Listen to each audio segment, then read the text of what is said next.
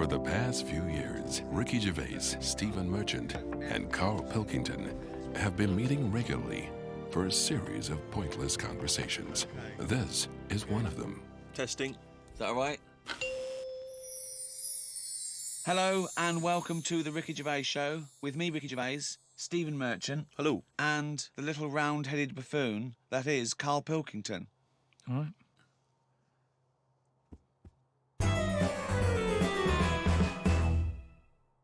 Carl, as you're aware, you've obviously got many celebrity fans, and you've also got a new fan, Warwick Davis, who is the short actor that many people will see in films like Return of the Jedi. He also is in Harry Potter. He's 3'6", and Ricky and I worked with him recently. And far from asking us about the many celebrity names that we've worked with, the only person he was interested in talking about, of course, Mr. K. Pilkington. He wanted to meet you, Carl. Yeah. Well, is he all right to get on with? Why wouldn't he be? Just because sometimes when people aren't normal, it's just... Sorry? No, I just mean when someone... Like, I've met a few little people in my time. The one that I met a little fella once, and he was all right. He got drunk really quick. But he was all right, but it took me by surprise. Only because, like I've said about when I met Steve for the first time, it's only that same thing. And then if I lived with the little fella, I'm sure we'd get on a storm. What do you mean when you met There's Steve? a TV show waiting to happen. Things wear off. That's like the world, isn't it? And it's the same with the little fella who you're talking about. First time I see him, I'd be a little bit like, oh, what do you say? Whereas once you get to know him, I'm sure he'd be a lovely little fella.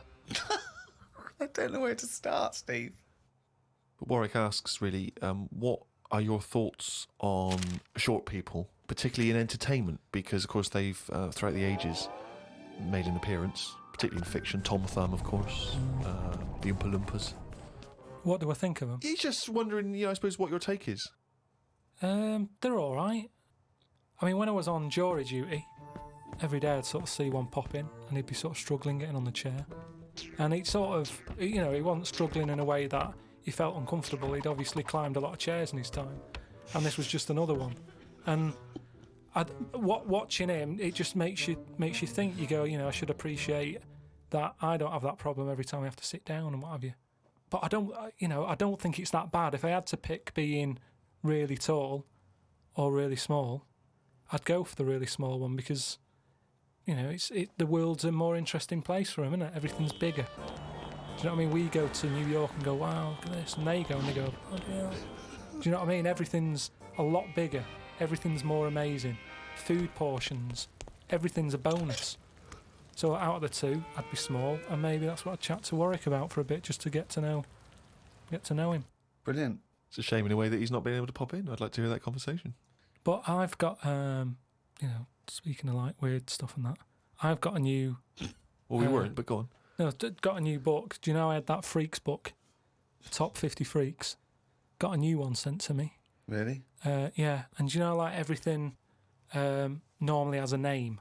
So, like, if it's the two-headed fella, they're all nicknames like that, aren't they? They've got two nicknames, I imagine. But this new book I've got, right, on the cover of this one, it's got, like, a woman with three breasts, right?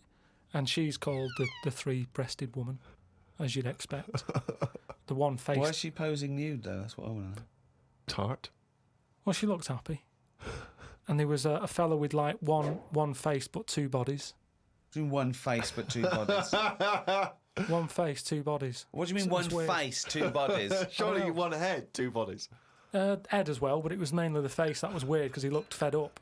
He sort of... What are you talking about? How What can are you have talking a face about? without a head? How can you have... What do you mean? How did it join to the neck? No, it did have a head, but the fact is, it was weird that it had one face to me. What do you mean? Well, if you've of got course one he had- head, you'd have one face. Yeah, I know, but it was the fact that he had one face and two bodies that I didn't think... But one why do head- you keep saying one face and two bodies as Why opposed to not one one head? head and two bodies? We're all the man with one face. Yeah, but now I've got one body. Yeah, well, surely he's the man with two bodies then. Again, the description. Roll up, see the man with one face. Yeah, I know, yeah. So it's full of stuff like that, right? And what I'm saying is, that fella, the one-faced man, the three-breasted woman... He wouldn't be known as the one-faced man, is what I'm saying. Well, they've all... That isn't the peculiar thing about him. Well, they all had names like that. Right. But he was one thing in it. that didn't even have a nickname. It was so weird. What do you mean? It just said unidentified. What does it look like? Sort of testicles for eyes. That's. It just reminded me when you were What do talking you about mean strange. testicles for eyes? And what is it? Did he have a normal body? I didn't even look at that. Oh, No, so that's what I'm saying though. You're attracted to the oddness of the thing, and that's what I was saying about Warren when he walks in. Warwick. You know, it'll be odd for a minute, and then I'm sure For him it will be. Yeah. He'll get used to you. I've got my head round it a bit more, and the way that there's loads of people in the world, and yet you don't see people with like dangly eyes more often. It amazes me. I love the fact that he's amazed by not seeing freaks. Yeah. It's incredible. He's walking down the street going, oh, everyone's got one head. That's weird. Suzanne, see any dangly eyes today? No, me neither. It's weird, isn't it? What's going on in the world? Oh. Went out the other night with the lads. You know, there's a few of us, you know, young, free and single. Must look like the Swingers. Oh, it was pretty. It looked like a boy band had gone out. It looked like, Really? It looked like, you know, NSYNC had hit the streets. Right. Yeah. Excellent. A friend of mine said, let's go to a club. Right, I haven't been to a nightclub for a long time, actually. I haven't been. Is that because your glasses steam up when you walk in out of the cold? That is a problem in the winter. I genuinely, it's very difficult to make a good impression when as you walk in, your glasses steam up straight away, and you know you've got to take them off and clean them and stuff, and then you know you get a bit. On your white fronts, you pull your white fronts up through the jeans, clean them on that. Or the back of a girl's dress. But we cruised down to the club. It's one of those big sort of London super clubs, and it's a bit of a queue. I think it's a bit of a chore. But we're queuing up, we're in good spirits, we're looking at it, it sounds pretty funky, we can hear the music coming out. You know, been in the queue for quite a while, 20, 25 minutes. Forget it, 25 minutes. Well, yeah, we were pretty excited by this point. The doorman says, hello lads. I said, yeah, we're coming please. He went, no you're not. I went, Really? What? He said, you're not coming in. And he just immediately lifted the little rope and sent us away from the queue, right? And we were slightly perplexed, we were dumbfounded, we didn't know what to do. It was like, this couldn't be happening, it didn't make sense. We just queued up what was going on.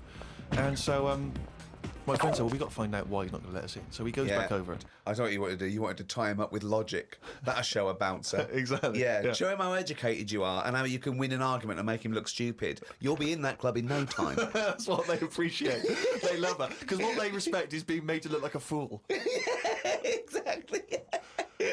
So we went over and... They really look up to intellectuals. Exactly, yeah. So one of our mates goes over and he says, why didn't you let us in? And he went, because you didn't have any girls with you. Now, I'll tell you this.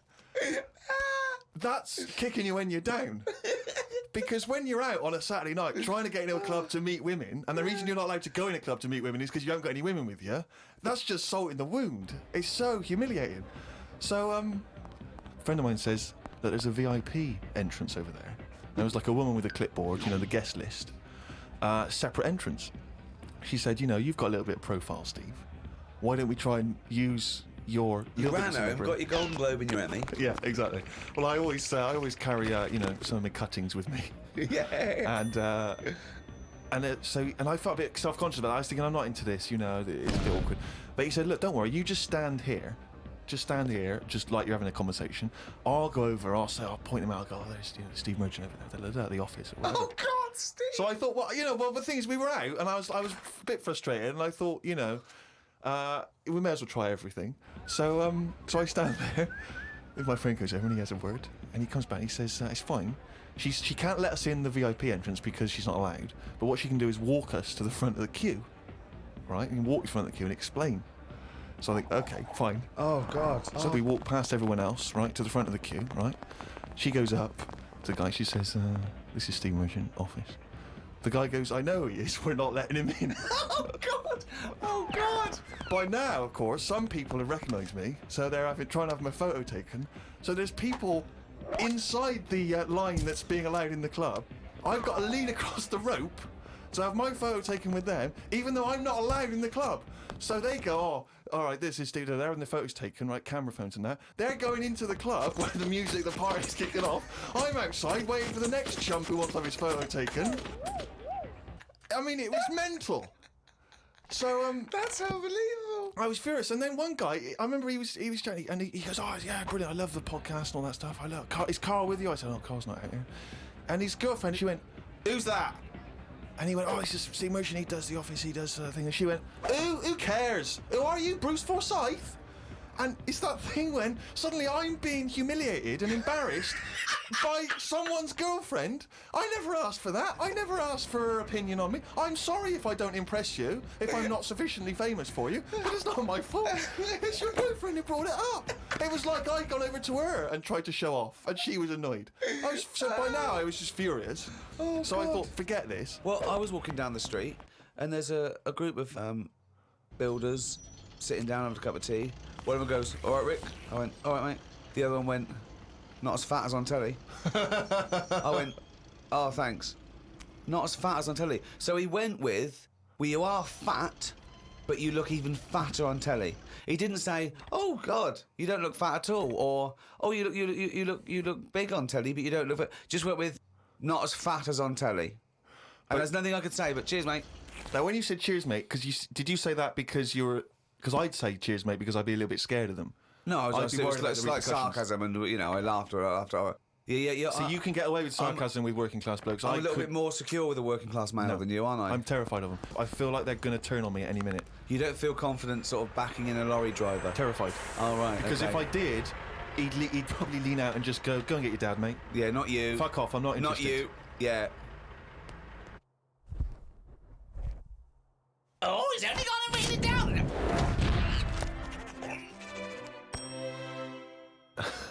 That jingle there signifying, of course, once again, another reading from the Diary of Carl Pilkington. Now, of course, for those of you who have not been keeping abreast of Carl's medical complaints, just bring us up to speed, Carl. You had to go into hospital because previously you'd had... I've been in treatment. and out, honestly. I've been in and out of that hospital just with kidney problems, really painful and what have you. And He had kidney stones, all No, right? but seriously. I had a bit of a lie-in today because I have to get up early for my operation tomorrow. Not only have I got to have tubes shoved up my knob, but I also have to get up at 5:50. Suzanne said I could have what I want for my last dinner. It's not your last dinner, you're going for an operation. Yeah, but you can't take things for granted these days. Oh, for... I had shepherd's pie and peas. Suzanne made it from scratch. As nice as it was annoying. Because making stuff from scratch means loads of pots, and it's my job to do the washing up. So much as the food was nice, there was loads of pans and that. People who get their last dinner on death row don't have to wash up. Got up at 5:55. You were supposed to be getting up at 5:50 on the other page. You were 5 minutes late getting up. He's often late. Often late. Got to the hospital and had to wait in the waiting room. There was another 9 people in there waiting to be sorted. I got called in. They sat me on a bed and took all my details down. 5 minutes later, I'd been knocked out. I got woke up when they were ripping a pipe out of my throat. I felt more rough this time. The doctor came to see me and said he couldn't find a stone, so I must have passed it. I said, "Are you sure?" He said, "Yeah, we filled your kidney with water and expanded it, and there was no hiding place." I sat in the recovery room for an hour while they found me a bed. One of the fellows who was sat in the room with me this morning got wheeled in. They couldn't wake him up. All the nurses were laughing because he didn't want to wake up. I bet they were laughing at me when I was in the theatre. Someone told me they totally strip you when they're operating. I would have looked like the alien on the Boswell incident. Boswell! Boswell! It's quite a nice analogy if it weren't for the fact that you said Boswell. It's The Roswell incident. Didn't sleep much through the night because there was a 60-year-old fella shouting at the nurse about his pillows. I don't think I slept through a full hour with one thing or another going on. My bed was next to the toilet, so I kept hearing the flush. How do they sleep in hospitals, though? They wake you up to give you fucking sleeping pills and things, don't they? How do you sleep in there? I don't know what it is. There's no air. There was an old fella across from me who kept breaking wind. He didn't even try and cover it. He was just of that age where he didn't care. Just like, that's what I do. I'm in the hospital, leave me alone. What do you mean? Just, I don't know what was wrong with him. I talked to him because at first I felt sorry for him. I was a little bit like, he's had no visitors. No one's calling him up, so I'll talk to him. But then he got that familiar with me that he'd just be doing it whilst I'm chatting to him. Just like he's my granddad or something. It's just like, oh, that's what he does. It's like, well, I'm ill as well. Stop doing that. Honestly, unbelievable. He didn't even try and cover it with a cough. It was just like, that's With a cough! How would you cover it with a cough? just non-stop. Got home and sat down. My pains are coming back, but the doctor said this would happen, that my insides are still in shock, so I need to take it easy. It's 9 o'clock. I'm in agony. I can't do the diary for the rest of the day. Jesus. So you may as well just tell us then what happened. Suzanne just got frustrated with me because I was rolling about on the floor and she was trying to watch Arthur, right? So that was on the other night. I thought it was when you lodge her. So, And she said, look, if you're in pain, do something. She said, you know... you went and got a cold plate. Yeah. No, use an ashtray. Plates are for liver damage. Got in a taxi. He filled up on the way, which was annoying. He didn't. He did. cheeky. That really... I mean, he could On see the I was way in to the pain. hospital. So, Because he's not an ambulance driver. so anyway, he gets us there and he doesn't charge us, which is pretty decent. That's all right, yeah. So this gay fella came through. And, How do you know he was gay? just the way he was. I'm not having a go. He was a good fella. Do you know what I mean? A He- doctor, you mean? No, he was a nurse. Right. And he came through and just sort of went, oh, how are you? And I was like, oh, I've had better days. So he got As me you on mentioned in the diary, I remember the first time when I came here, they said the nurse might put a tablet up my arse. I thought the chances of that happening had just increased. Oh, Carl! Yeah, but I would have let him do it. Honestly, I was that sort of out of it. That, Of course you'd let him do it. He's a qualified nurse. No, but the way I am now, say if it was just a tablet for sorting out my blood pressure, and I walked in there and he went, oh, hello. And he said, yeah, let's pop that. I'd go, hang on a minute. But what I mean is that night, I would have just let him put 3 up, honestly. It's just weird, isn't it, how your body just goes, let them get on with it, and you trust anyone, don't you? When you're in that much pain and you need And help. they're a qualified nurse, yes. Carl, of course, has written a poem about the experience entitled My Ward. All I've done here, I've been through I don't know what the word is, a bad experience. Trauma. A trauma, yeah, I've been through a load of trauma. So I'm just finishing it off with a little sort of picture for people. Go on then.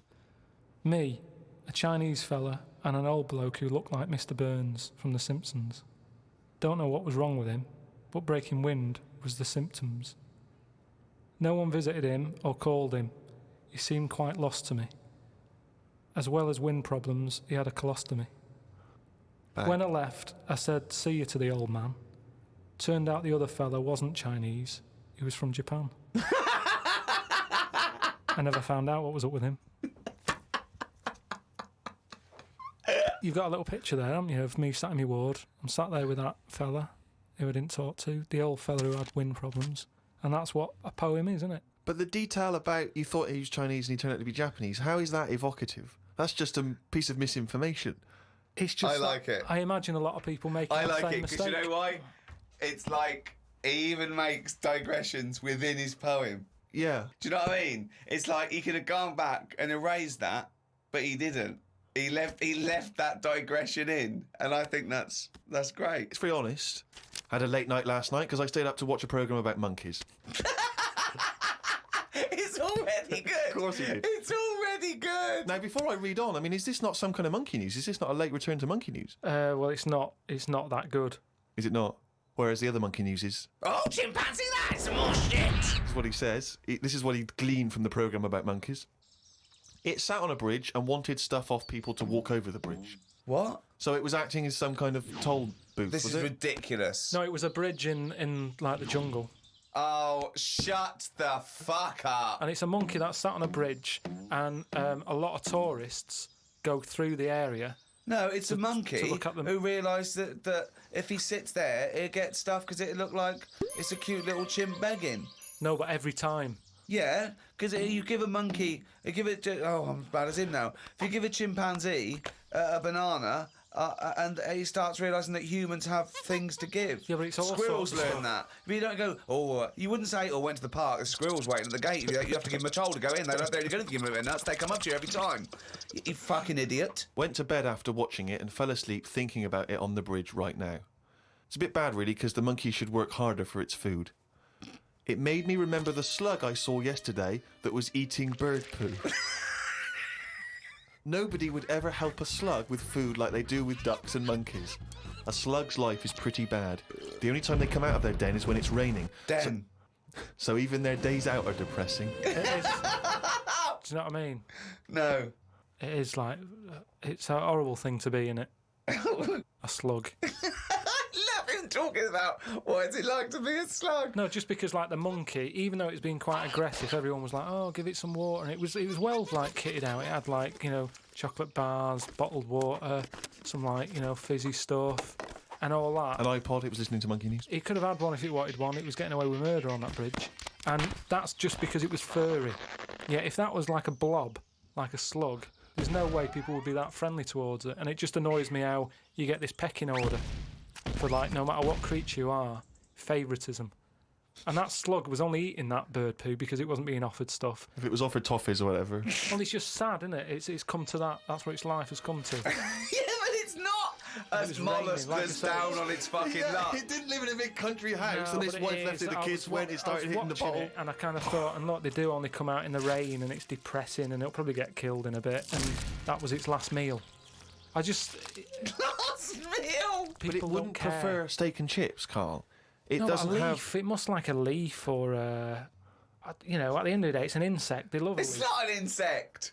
Well, it's part of that gang. It's part of that. No, it's part of They that. hang out together. They hang out It's not. together. Why do you think it's part of that Because gang? it knocks about in the woods in the same place as a spider does. But what I'm saying is they're eating boring stuff because that is what's It's in not their boring area. stuff to them. They're not. I have no opinion of it at all. They take in sustenance. No, but where you are is what you eat. When I'm in London, I'll have beans on toast for lunch. On holiday, what? Tapas? Go on, I'll have a bit. So it's whatever you eat, what's in that area. Suzanne went off to work and I went to the shop to buy some envelopes. The shop was empty, but the fella behind the counter was on the phone and just kept talking even though he could see I was waiting. I started to count backwards from 20. When I got to 6, he hung up and served me. I won't use the shop again. Question, why count backwards from 20? So he's thinking, what's going to happen at 1? If I start counting from 1, he's going, well, let him carry on. What, out loud? So, not really loud, but like more of a mouth action so he could see who was doing it. Do you know, like Sorry, you just started miming counting backwards to a man in a shop. He's on the phone. The shop Yes. is empty. I Yes. thought he'd like me custom. He could have served me and stay on the phone. Even though I don't like that, at least he's still doing what he needs to do. I'd have said, working a sorry, shop. can I just get these, please? Yeah. Well, I stood there and I thought, it's annoying me now. My kidneys aching and I started to get a bit of a sweat on. So I thought, right, I'm going to give him 20 seconds and if he hasn't got off the phone, I'm leaving. You are giving one yourself, of the strangest people. It's just giving yourself a thing. I could have been stood there for Free. ages. He's one of the strangest people who's free to walk Yeah. It's the about streets. no. I set myself a little target, and I thought I don't want to waste another 30 seconds in here. I'll give him 20. It worked. He served me at 6. But it didn't work. Yeah, but did he do it because you were doing that, or did he finish his phone call? I don't know. I was busy counting.